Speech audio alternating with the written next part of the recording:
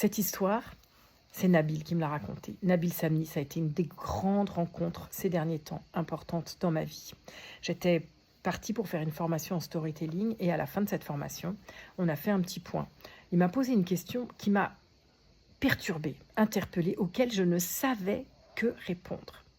Et je lui ai dit, tu sais, on dit que je suis grande, on dit que j'ai cette expertise, on dit que je peux accompagner les grands, etc. Et j'ai effectivement des clientes qui sont très avancées. Mais moi, je me sens toujours petite.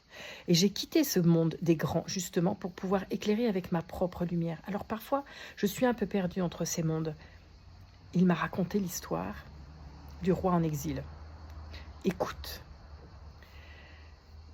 c'est l'histoire d'un roi sans royaume. Non pas qu'il l'ait perdu dans une guerre ou dans un coup d'État, mais parce qu'un jour, poussé par un appel intérieur, il a quitté son palais. Il avait tout, les dorures, les fastes, les louanges. Mais son cœur, lui, s'éteignait peu à peu, tout doucement, dans les fastes d'un pouvoir qui sonnait faux. Il sentait que sa véritable royauté ne tenait pas dans une couronne, mais dans un feu sacré. Au fond, tout au fond de son être. Alors il est parti. Il a traversé les forêts, les villages, les montagnes. Il s'est mêlé au peuple, devenu anonyme. On le croyait mendiant, vagabond, fou même. On ne voyait en lui qu'un homme ordinaire, peut-être un peu étrange. Mais lui, il savait. Il savait qui il était. Chaque matin, il se levait avec la dignité d'un roi. Il bénissait le pain rassis comme un trésor. Il posait son regard sur le monde comme sur un royaume sacré. Il n'avait plus de trône, mais son dos restait droit. Il n'avait plus de sceptre, mais ses gestes portaient l'autorité du cœur. Il n'avait plus d'armée, mais il était entouré d'une paix qu'aucun soldat ne pouvait garantir.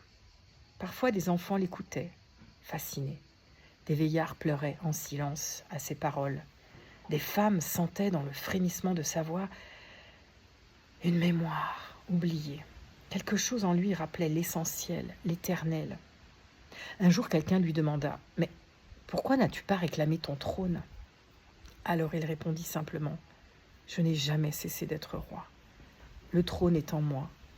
Là où je suis, le royaume est. » C'est l'histoire de celui ou celle qui a quitté les apparences pour retrouver l'essence. C'est aussi l'histoire de toutes celles qui, dans l'ombre, portent la grandeur en silence, car la vraie royauté ne dépend d'aucune reconnaissance extérieure.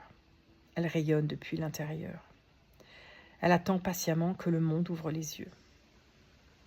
Alors, si toi aussi parfois tu te sens petite, rappelle-toi que le roi, quoi qu'il en soit, reste toujours un roi.